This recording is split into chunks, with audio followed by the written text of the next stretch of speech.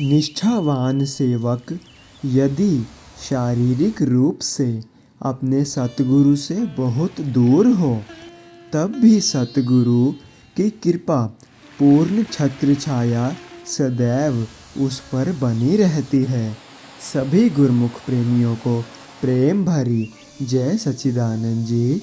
आज का शुभ सत्संग 19 अगस्त दिन बुधवार। श्री परमहंसों की कृपा से हम श्री अमर ज्योति दर्शन का वर्णन कर रहे हैं। पिछले वर्णन में हमने जाना श्री पंचम पातशाही जी अपने पिताजी के साथ काशी में तीर्थ यात्रा कर रहे हैं।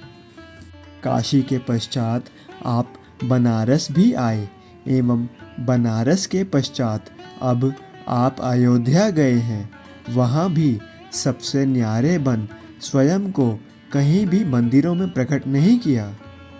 जहाँ भी रामायण कथा या सत्संग प्रसंग चल रहे हैं, वहाँ आप कुछ समय बैठ जाते। एक दिन प्रातः आप सरयू के तट पर सैर कर रहे थे। एक बुजुर्ग ब्राह्मण लाठी के सहारे चलता हुआ आपके पास पहुँचा, चरण पर मस्तक धरा और विनय की, वाह राम जी, रूप तो अपना प्रकट कर अंतर्मन को हर्षा दिया, परंतु धनुष बाण लक्ष्मण जी और सीता जी को कहाँ छोड़ आए हो? अकेले ही सैर कर रहे हैं? आपने फरमाया, ब्राह्मण देव, केवल आपके लिए ही हम तीर्थ यात्रा पर आए हैं। वह ब्राह्मण आत्मविभोर हो गया और इस दिव्य स्वरूप को हृदय में अंकित कर तीसरे दिन परम धाम से धार गया, जहाँ योगी ऋषि मुनि पहुँचने के लिए लालायित रहते हैं। इसके पश्चात आप अभी लखनऊ पहुँचे ही थे कि आपने पिताजी से कहा कि हमारा दिल इन तीर्थों से भर गया है, अब हमारा श्री आनंदपुर जाने को जी चाहता है। आगे की यात्रा फिर कभी कर लेंगे, अब शीघ्र ही घर चलते हैं। आप पिताजी के साथ लखनऊ से सीधा कलकत्ता बड़े भाई साहब के पास पहुँचे। आपने उनसे पूछा कि क्या यहाँ कोई पास में श्री आनंदपुर का सत्संग आश्रम है? हमें सत्संग के बिना कुछ नहीं सुहाता। अब आप कुछ समय श्री आनंदपुर में जाकर श्री दर्शन व सेवा का लाभ प्राप्त करके आए। श्री आनंदपुर से दर्शन कर लौटकर अब आप स्वतंत्र होकर जब दिल चाहे गंधोवाल आश्रम चले जाते। सन 1942 में जब आपने गुरु दीक्षा ली, तब आप 8वीं कक्षा में थे।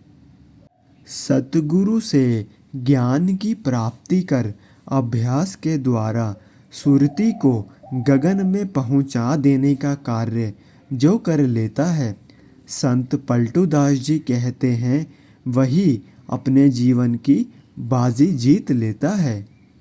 आपका दिल दुनिया के कार्य व्यवहार से उपराम रहने लगा। आप जब श्री आनंदपुर में आते तो एक पर्व से दूसरे पर्व तक, कभी कभी 2 पर्व भी यहाँ सेवा में व्यतीत कर देते। एक बार की बात है, एक बार पर्व समीप था। आपको घर में आए अभी 15 दिन ही हुए थे। आपकी व्याकुलता सीमा पार कर गई कि अभी अभी श्री आनंदपुर जाना है। आप किसी को कहना उचित ना समझकर शीघ्रता ही बहन के घर आ गए।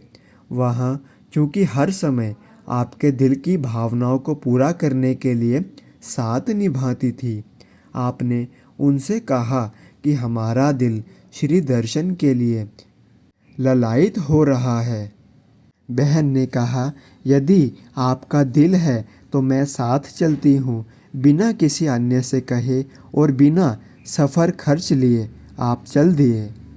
घर से स्टेशन के मार्ग में बाज़ार में आपने अपने कान से सोने की बाली उतार कर बेच दी और सफ़र खर्च पूरा किया।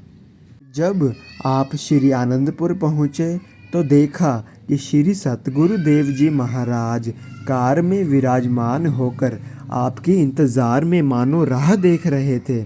जहाँ प्रातः काल की सामूहिक विशेष सेवा चल रही थी, वहाँ महात्मा रोशन आनंद जी को साथ लेकर बिना श्री भोग लगाए श्री आनंदपुर से बाहर की सड़क पर पहुँचे।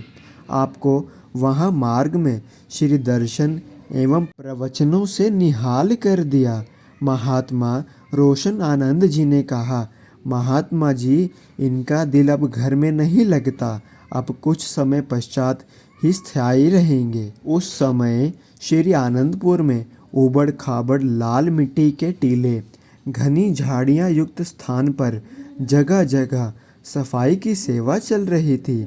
आपको जहाँ पर सेवा मिलती जी जान से सेवा में जुट जाते। श्री सतगुरु देव जी महाराज की प्रसन्नता ही आपका जीवन बन गया था। सदा आपको देखकर वे प्रसन्न हों, बस आपकी यही चाह थी। श्री सतगुरु देव जी महाराज श्री तृतीय पातशाही जी दिन रात सेवा करवाने में संलग्न रहते। श्री आनंदपुर की धरती को आबाद करना एवं संस्कारी गुरुमुखों को रूहानी धन से मालोमाल करना ही आपका कार्य था। श्री सतगुरुदेव जी श्री चतुर्थ पातशाही जी साधु वेश में अन्य महात्माजन एवं भक्तजन सब सेवा भक्ति में जुटे हुए यही कार्य करते थे। श्री सतगुरुदेव जी महाराज मौजवश कभी कभी गुरुमुखों को फरमाते, लाल रंग की मिट्टी, सब लाल ही लाल। त्रेता में एक ही हनुमान था, अब यहाँ पर सब हनुमान ही हनुमान बन गए हैं। उस समय सब गुरुमुखजन श्री सतगुरुदेव जी महाराज जी को श्री राम भगवान ही मानते थे।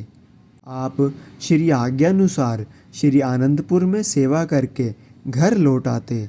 एक बार श्री व्यास पूजा के पर्व पर भक्त दुर्गादास जी को आपने श्री आनंदपुर जाने की अभिलाषा व्यक्त की।